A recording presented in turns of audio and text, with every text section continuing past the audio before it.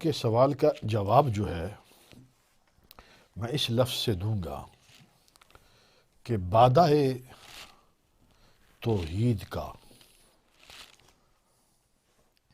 بادہ توحید کا، تفرید و تجرید کے بحر بے کنار کا اگر کسی کو غریق واحد اس امت میں کہا جائے گا اور غریق اول کہا جائے گا وہ حضرت ابوبکر صدیق ہوں گے۔ یہ ایک میں نے جو لفظ تھوڑے سے بھاری بولے ہیں میں اس کی تشریح کروں گا کہ آپ نے فرمایا کہ ذات الہی کے ساتھ محبت،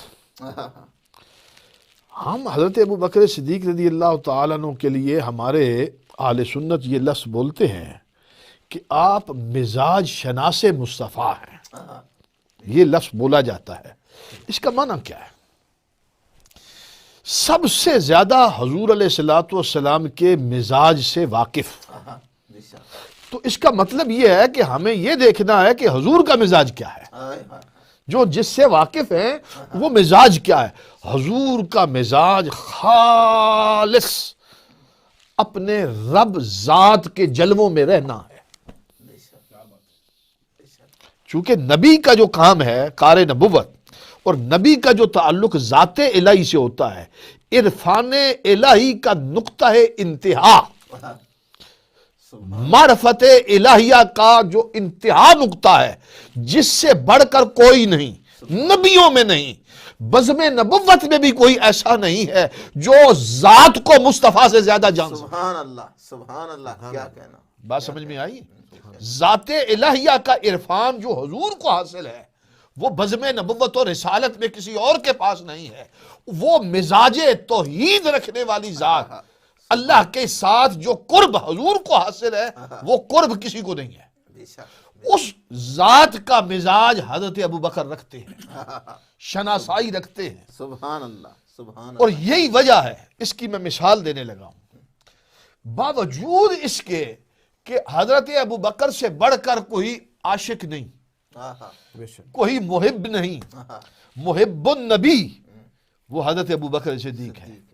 اتنی محبت رکھنے والا، ایسا عشق رکھنے والا، میں اس کی چند مثالیں آگے دوں گا۔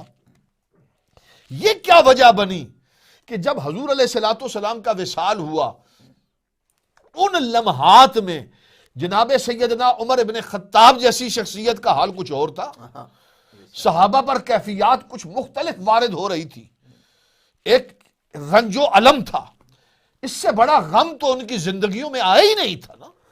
جو کہیں کھیتوں میں کھڑا تھا وہ وہیں کھڑے ہو کر کہنے لگا پروردگار ان آنکھوں کا نور لے لے۔ جب کانوں میں خبر پہنچی وصال النبی کی تو صحابہ میں ایک کوہرام برپا ہوا، لیکن ان عین لمحات کے اندر جناب سیدنا ابوبکر صدیق رضی اللہ تعالیٰ عنہ کی جو کیفیت تھی وہ کیفیت بالکل کنٹرول تھی۔ اس کی وجہ یہ ہے کہ آپ ذات مصطفیٰ کا مزاج جانتے تھے اور آپ کو پتا تھا کہ میں جانشین پیغمبر ہوں، اس دین کا آج کے بعد میں نے اس دین کا میں نے جانشین بننا ہے۔ وہ تحریک اسلام جو جناب آدم سے جس کا آغاز ہوا اور سرکار کی ذات پر وہ نبوت اور رسالت آ کر تمام ہوئی ہے، وہ اللہ کا ایک پیغام ہے، وہ اللہ کے ساتھ تعلق ہے۔ تو یہ نہیں کہ سرکار کا وصال ہو گیا تو اب وہ ظاہری بات ہے۔ میں یہ لفظ بتاؤں، یہ دیکھیے کہ باوجود اس کے کہ ان کی کیفیات ایسی تھی، اندر دل کیا تھا حضور کا جب وصال ہوا، عشق، محبت، کیفیات دل کی کیا تھی، وہ الفاظ آپ دیکھیے، ایسے لفظ بولے، اور یہ کیسے کسے کہے؟ یہ لفظ بولے حضرت سیدہ طیبہ خاتون جنت، ملکہ فردوس بری، شہزادی کونین، نور چشم رحمت للعالمین، حضرت سیدہ فاطمہ زہرا پاک کو یہ آپ فرما رہے ہیں۔ اور حضرت سیدنا ابوبکر صدیق رضی اللہ تعالیٰ عنہ جس انداز میں یہ کہہ رہے ہیں، یہ لفظ سنیے گا۔ فرماتے ہیں کہ اللہ کے رسول صلی اللہ علیہ وسلم کی لخت جگر، اے سیدہ، اے طیبہ، اے خاتون جنت، مجھے اللہ کی قسم ہے بی بی پاک کو مخاطب کر کے کہہ رہے مجھے اللہ کی قسم ہے اللہ تعالیٰ نے کوئی فرد ایسا پیدا نہیں کیا جو مجھے رسول اکرم سے زیادہ محبوب ہو. ہائے ہائے ہائے.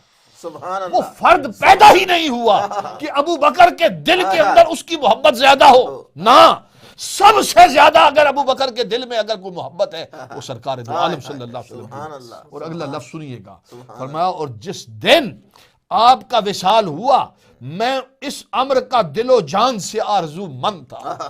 جناب حافظ شفیق جماعتی صاحب، حضرت شیخ الاسلام خواجہ قمر الدین سیالوی اپنی معروف و مشہور کتاب مذہب شیعہ کے اندر یہ رد شیعہ کے اندر جواب دے رہے ہیں. اور یہ حضرت جناب سیدنا صدیق اکبر رضی اللہ تعالیٰ عنہ کا فرمان عالی شان وہ ارشاد پاک نقل فرما رہے ہیں جو آپ کو یہ اس طرف لے جائے گا کہ قلب صدیق اکبر میں محبت مصطفیٰ کتنی تھی اور قلب صدیق اکبر کے اندر محبت خدا کتنی. ہائے ہائے ہائے. سبحان اللہ. کیا کہنا. واہ واہ. یہ قول بتلا دے گا. اور پھر میں اگر یہ کہوں کہ اس قول کو جب ہم تمام کریں گے تو پھر آپ کا موضوع بھی کمال ہو جائے گا، اتمام ہو جائے گا کہ ابو بکر صدیق کے دل میں محبت خدا، محبت مصطفیٰ اور محبت اہل بیت اطہار کا کیا عالم، سرکار کی اولاد کے ساتھ کیسا تعلق. سبحان اللہ. موضوع اپنے تمام کو پہنچے گا. سبحان اللہ. جملے سنیے گا. ارشاد فرمایا میں اس امر کا دل و جان سے آرزو مند تھا جب آپ کا وصال ہوا. جس دن نبی کریم علیہ السلام کا وصال ہوا میں اس امر کا دل و جان سے آرزو مند تھا کہ آج کے دن آسمان زمین پر گر پڑے اور جہان ہی ختم ہو جائے. ہائے ہائے ہائے. آج آسمان گر پڑے زمین پر، یعنی قیامت برپا ہو جائے، اب نہیں چاہیے اور زندگی. فرمایا یہ جہان ختم ہو جائے.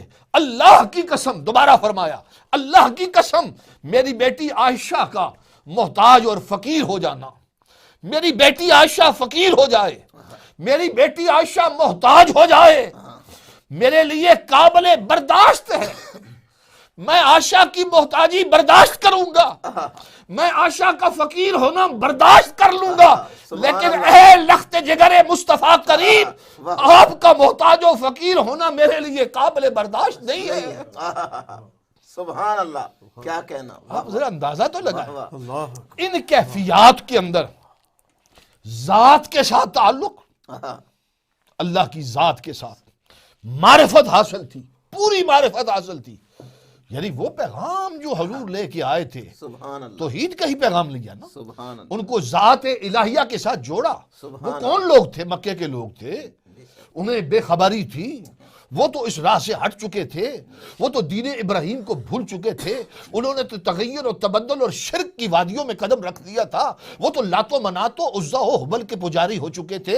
انہیں کیا خبر تھی وہ وحدہ لا شریک کون ہے، وہ حی قیوم کون ہے، وہ لا تاخذہ سنۃ ولا نوم کون ہے، وہ مالک الملک کون ہے، وہ قدوس و جبار و جبروت وہ کون ہے. وہ تو بے خبر ہو چکے تھے. ان کو ذات الہیہ کی وہ معرفت الہیہ کو جو دین ابراہیم نے ان کے رگوں میں انہیں پلایا تھا، اپنے اجداد کا وہ پیغام بھول چکے. کیا کہنا. یہ پھر موڑ کر واپس بادہ توحید میں پھر مصطفیٰ کریم نے انہیں جو غریق کیا، غرق کیا اور جام وحدت پلایا اور ذات الہیہ کی محبت بتائی اور سمدیت کا جام و سبو ان کے سینوں میں نگاہ مصطفیٰ سے اڑھیلا گیا. وہ پہلا سبو چلو بھر بھر کے پینے والا ذات الہیہ کی معرفت کا وہ ابو بکر صدیق. سبحان اللہ. اس کے سینے میں محبت خدا کتنی ہوگی یہ پوچھا جا رہا ہے. سبحان اللہ. یہ کیسے پوچھا جا رہا ہائے ہے؟ ہائے ہائے ہائے. کیا کہنا. یہ کیا کیسے کہنا. پوچھا جا رہا ہے؟ سبحان کہ جس اللہ. نے واہ واہ. دریا سے پوچھا، اس دریا سے چلو بھر ہائے کے ہائے پیے ہائے. جو محمدیت کا دریا ہے، ہائے. سبحان اللہ. جو دریائے محمدیت ہے، جو دریائے احمدیت ہے، نبوت اور رسالت جہاں پر اپنے پورے تمام اور اپنے کمال پر پہنچی ہے، جس ذات کو رب کہتا ہے میرے محبوب تجھ پر الیوم اکملت لکم دینکم، تیرے اوپر تو ہم نے وہ دین تمام کر دیا، نعمتیں تمام کر دی. اس नेमतों के बहरे बेकनार का सुभान पहला शनावर, पहला शनावर वो जाम पीने वाला उस सुराही से जो पीता है, जो सुराही वहदत की है, हाय हाय सुभान अल्लाह, जो सुराही अहदियत की है, जो सुराही समदियत की है, वो कुद्दूसी जाम पीने वाला अबू बकर कितनी मोहब्बत करता है जात से, जात से कितनी मोहब्बत करता है कि उसके सामने अब कोई भी नहीं, कोई भी नहीं आता, सुभान वो अल्लाह, खड़ा हो जाता है। उनकी जिंदगी के मिसालें आप देखेंगे, मोहब्बत फिर तकाजे करके बतलाती है। मैं ये यहाँ जुमला पूरा करना चाहूंगा, मुस्तफा करीम का हुस्न व जमाल था ही इतना, सुभान वो अल्लाह, जमाल था ही इतना। मेरे पास तो तराजू नहीं है, मेरे पास कोई मिजान नहीं है कि मैं कोई तौल तौल के बताऊं, मेरे पास नहीं है। बात फकत इतनी है कि जिस जिस से जो मोहब्बत का इजहार जितना जितना हुआ, हम उन इजहार की झलकियों को देख देख कर कहते हैं ये सारे आशिक हैं मेरे मुस्तफ़ा करीम के।